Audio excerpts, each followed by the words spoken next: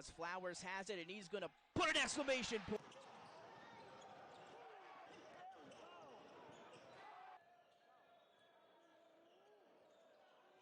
All right, what's up, everybody? Welcome to the first edition of Stepping in Between the Lines with your host, James Ivy Williams, and a special guest. Just graduated today from high school, 4.0 GPA, Trentyn Flowers, going to Louisville next year. Trent, how we doing today? I'm doing great. How about you? No complaints, no complaints. Man, I'm glad we're doing this. Yeah, for sure, for sure. So first thing, how was graduation? Man, it was amazing. Yeah. It's good. I had a whole bunch of family come back in town. That's what's up. You know, mom and dad shedded a few tears, but it was It was good though. It was good. It That's was good. good. That's good. That's good. So tell people a little bit, like, so your mom and your dad were telling me a little bit before we started that, like, you had to pretty much combine two years into one. What was that like? Man, so first of all, just coming to Combine in itself, I came here not really, even thinking about reclassifying. Coach Mike was just like, you might have the G League or you might have the college option, which was kind of already talked about at that point. So, it was like he put it all in motion. My parents was like, yeah, we want him to start doubling up on his courses. And then that led me to the day. I ended up taking 16 classes over the past semester, 2 semesters. So it was a grind, but it was well worth it. And that's good, ready man. for my next chapter. That's good. That's good to hear. That's good to hear. Outside of that, what was the biggest challenge of this year? Like, so, like, obviously taking 16, a huge course load. And I heard that you had to miss some All-Star games because of it. I did. How do you feel about that? I know, like, some of it is like when you're a high school kid, like you want to hit those certain events, right? You want to hit McDonald's, you want to hit Jordan Brand, you want to hit Iverson. How does it feel like when something else takes precedence, right? Because that's what happens, right? It was kind of a blessing in disguise for me because, I was able to just stay in the gym and work out with my dad. Yeah. Like Combine, I was already here doing all my work. So, after school, we'd get in the gym here.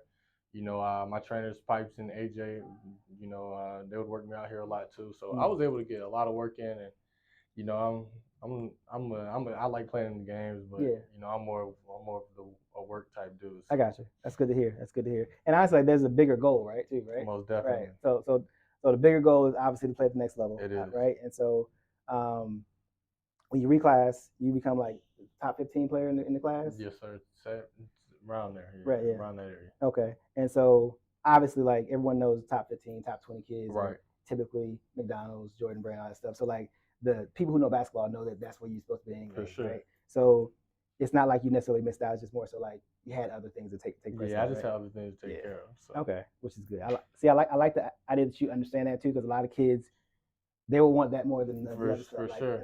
And the goal is the goal. But I was used to it. Like growing up, I was playing AAU heavy. My dad pulled me out from like 6th to 8th grade. I didn't play AAU basketball. So we just trained. So that's what I'm used to. So. Okay. That's a smart man though too. Like, Pop's behind us, by the way. But like, I feel like parents who allow their kids to develop. Most definitely. So when you finally step on stage, you're ready to perform, right? Man, and I could tell from day one, like my first time stepping into high school basketball, a lot of kids have to adjust. Yeah. Me, I was able to produce since day one. Yeah. So. Which is rare, right? So tell me a little bit. Tell me about this, really. Is there anybody that you pattern your game after, or is it just you take bits and pieces of everybody? I take bits and pieces of everybody. Okay. I like looking at dudes like Jason Tatum. Another one is Tracy McGrady, just because how athletic he is. Yeah. I'm athletic myself. LeBron, he's always great. Size, can pass, freaking nature. Yeah. So, dudes that are around 6'8", 6'9", 6'10", and can just do everything with the ball, fluid. So. Okay. I see a little Paul George too. Old Danny Granger before he got hurt. Like, people don't remember Danny Granger, but like Danny was like that guy before Paul. He was nice, yeah. So like Danny had a little bit of in between game, could step out, shoot the three, put it on the floor. So yeah. So like all those big wings that are now like common in the NBA, but the guys that are like dominant and can control the pace and facilitate, do everything else. Those are the guys that like step in the limelight. Most definitely. Yeah. Because like it's a 6'7", 6'8" league now. Everybody across the board is 6'7", 6'9". Yeah. So. But the guys that can handle, shoot, pass, those guys are different. All right, so what we're gonna do is I'm gonna take you into a few plays. We're gonna just talk about it, like let you tell me what you're seeing, what you're thinking. And like I said, I have a first play. I told you this off camera. I have a favorite play, and we'll pull it up and we can talk a little bit through it. Okay. All right. So I think this was a rebound push, like I said before, DHO. And what I love is right there. that right there, that get out the way, is like you saw it before it even happened, right? Yes, so like whatever y'all were about to do, when you saw that you had Aiden on you, get out of the way. And luckily he moved, right? Right? Because and luckily he went too, because he didn't have to go.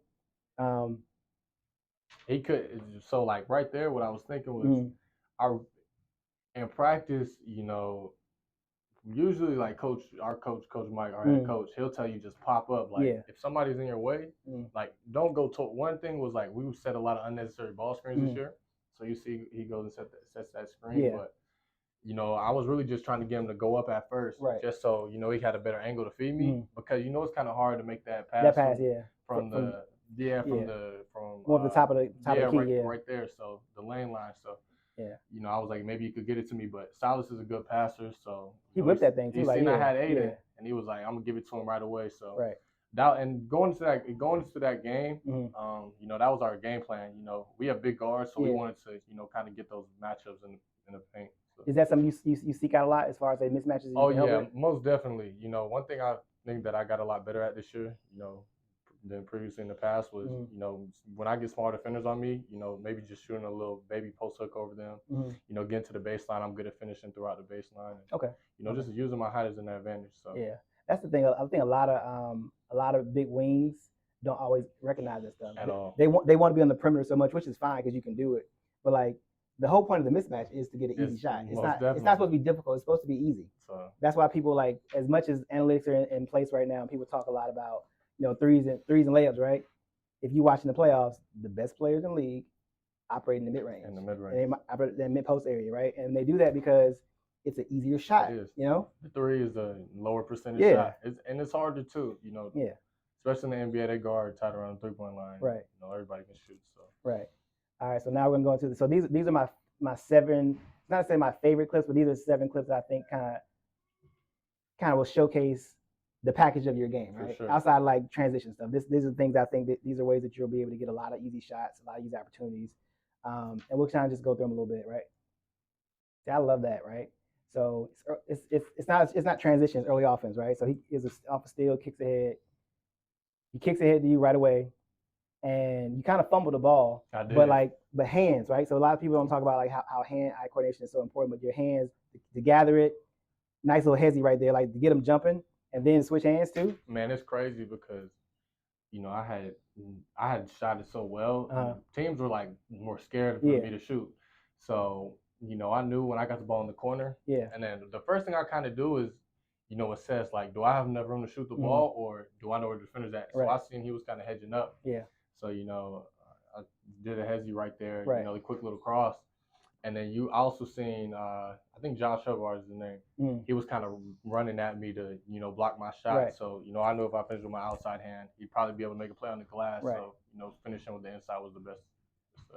Honestly, that's a tough make too, right? It is. Like driving baseline left and finishing off the glass with your right.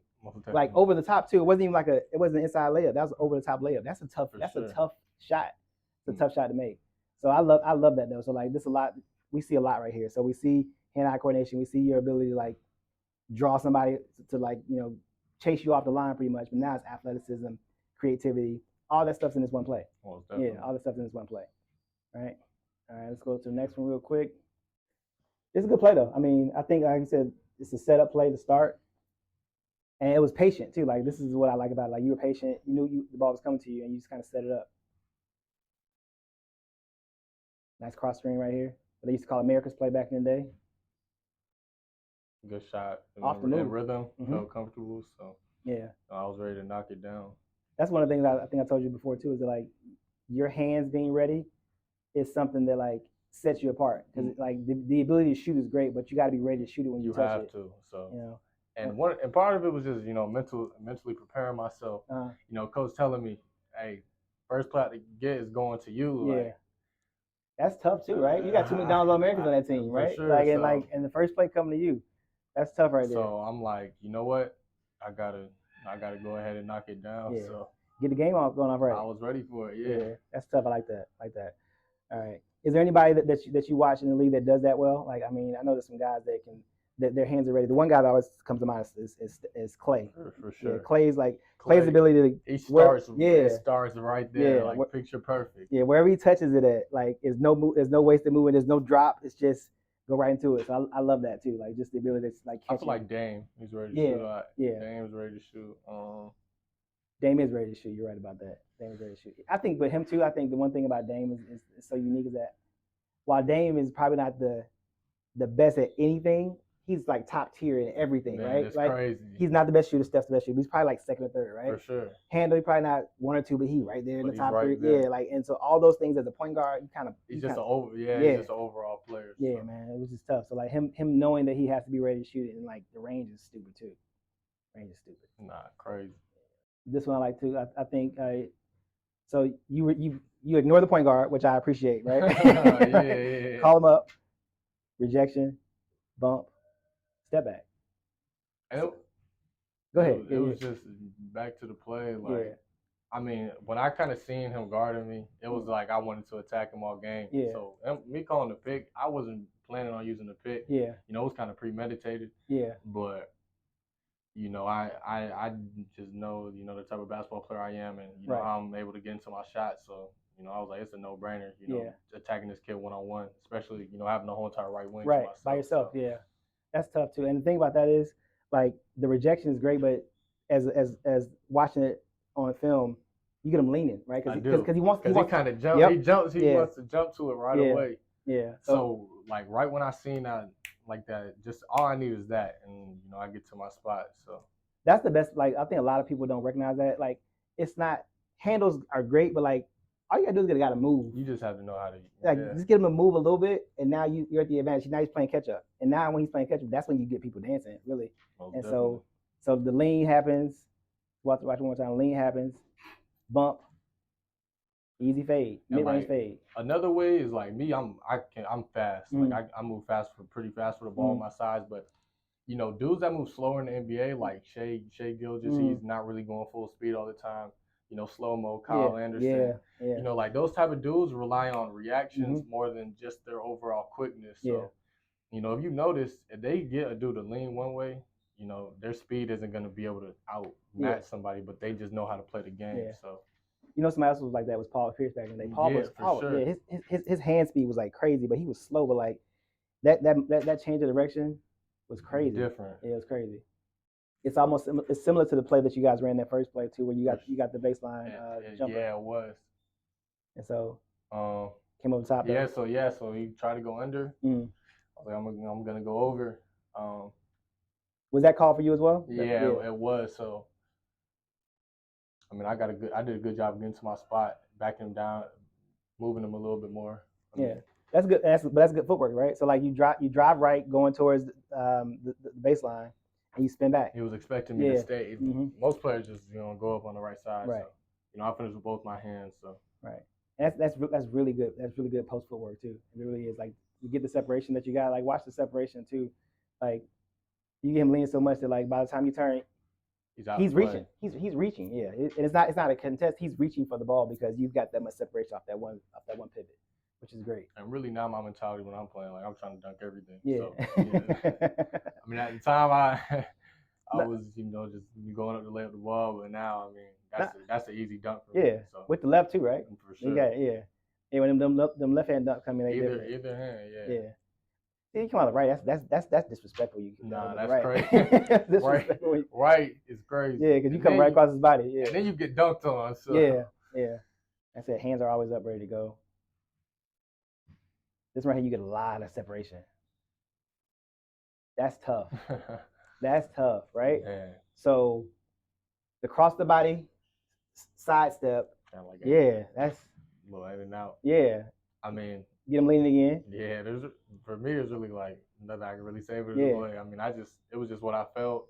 Yeah. It was a read for me, That's creativity too, right? Yeah, just being ready to attack him all game. Like that was what it was. And then I started getting play before that. I went downhill and got an and one. So he was kind of playing me to the drive because I was quicker than him. Yeah. So I knew like when I got him with that, and he thought I was gonna go downhill off the between the legs. I was like, I work on this move so much, and I watched Jason Tatum and Paul George use it, so I'm like, and then you can do with it. It's a great separation. Yeah. It's a great separation creator. Like we watch this again. Like look at I'm just gonna look at that. Look at that. I'm already in my shot. Yeah. I'm at the NBA 3-point line, and he's at the second hash still. So. Yeah, like that's crazy. Like that's 4 or 5 feet of space off of one move. Like that's and crazy. at my size, like that's uncontested. Yeah, it is. I mean, even if he was a little bit closer, that's still uncontested. Yeah. So like that's something you ignore him. Not at all. Yeah. That's a lot of space. It's a lot of space right there. For that. Like there's no contest.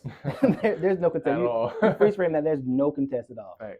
Yeah, that's crazy and easy. Jim went crazy over that. Let's see. And this one I like just because I think it's late shot clock. Yeah. But what I like about it is that you didn't quit on the play, right? Nah, not at all. Tap. And again, like you can get your 6'8", 6'9", right? You can get 2 offensive rebounds a game. That's 2 extra possessions, right? 2 extra possessions per team. Go right up, do something. Yeah, so that's either draw a foul or. Yeah, like that's just like that's easy, right? You know, and I'm a good rebounder, especially on the defensive side of the ball. So. Yeah, no, that's tough right there. Just like staying active.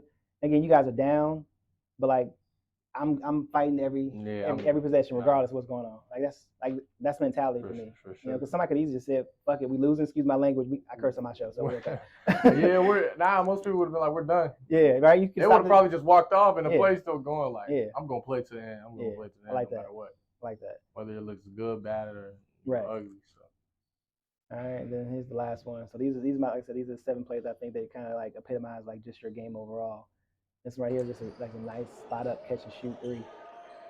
Again, it kind of let the play flow all the way through. You're playing zone, and again, like as well as you were shooting the ball in this, but I think you shot plus 40% from 3. I did, yeah. During the session. 40% from 3, and it was like 70 from. It was something crazy on the field. Yeah, that's easy again, right? So like just no real contest. He's passed under the basket. He's not gonna get back there. And then he kind of like slowed down. Like how do you slow down somebody who shoot like that, right? Right. So that's not knowing who he's guarding too, right? Who he's supposed to get to, right? So those are easy plays, right? But for me, I think what we just showed is just all the different ways that you can actually be effective. Just on the offense. This is just the offensive side too. This we haven't got to other stuff yet. This is just as a scorer. So like you got a lot of different things that you can do well. You reject screens, baseline cuts, you're moving without the ball, pushing in transition, a little bit of everything. I mean, so like creating off the dribble. I mean, yeah, like back to being versatile. Yeah. Watching dudes like Jason Tatum, Paul George, they do everything. So just being able to, imitate that and be able to do it in my game. Right. I've always been taught to play that way. So I think, but again, the guys that are really good and the guys that are they're the primary focal points on their offensive side. They do everything. You can't be one dimensional in the NBA. Man, I think about my game every day. I'm like, I wouldn't rather, not be able to do everything. Yeah. So, I like being able to, be able to put in different places on the floor and be able to play different positions. So. Yeah. No, it makes a difference too. I think but it makes you more effective because again, there's nothing that they can take away. For you sure. Take something away, I can do something else. And I can do something else. Yeah, like. That's the cool part about it. I think when people recognize when you're unguardable, it's not so much the package, right? It's more so like if you take this away, I got a counter, right? Definitely. And then if you take my counter away, I got another counter. For sure. Right? So like, or I'm not making shots, I'm going to the free throw line. Like whatever it is, like there's something that I can do that's going to help my team. Just figure it out. Yeah. Yeah. And most guys, like if you take their bread and butter away, they're just kind of on the court. And that's one thing I learned this year. Freshman, sophomore year, people look at you no matter what you're doing, kind of like the guy, but not really the guy. But coming in with a huge target on my back at combine, a lot of teams are strategizing and game planning for me this year. So because I've always been doing this, but I just had to implement it even more when I was playing. One thing's not going, stick with it at times. Yeah. Trusting my abilities, but be able to find a different way to attack and do what I need to do. So for sure.